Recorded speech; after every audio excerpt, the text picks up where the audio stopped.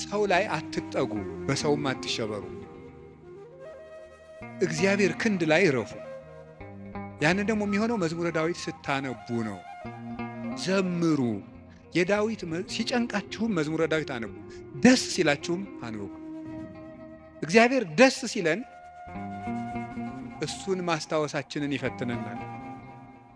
ሲከፋን አኩርፈን አለመውጣታችንን ይፈትነናል። ስለዚህ ሲከፋን ምንዘምር፣ እሱ እግር እንገኝ።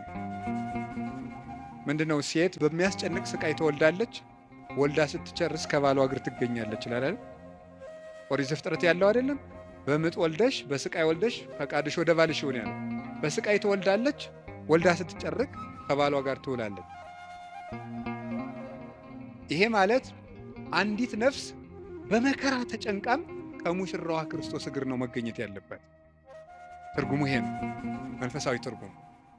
የቅዱስ ዳዊት መዝሙር ደግሜ ነው የምነግራችሁ። አሁን ምናልባት እዚህ ቤተክርስቲያን ውስጥ ተመልሼ ብመጣና ባስተምር ሌላ ቀንም ስለ መዝሙረ ዳዊት ልናገር ይችላል።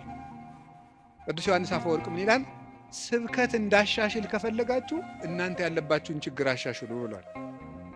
እናንተ በተመሳሳይ ሁኔታ እየኖራችሁ ተመሳሳይ ርዕስ አትስበከን አትበሉኝ። ስለዚህ የእናንተ ህይወት መጀመሪያ የነገርኳችሁን ችግር ከለቀቀ አሁን ደግሞ አዲስ ስብከት ይዤ እመጣለሁ ይላል።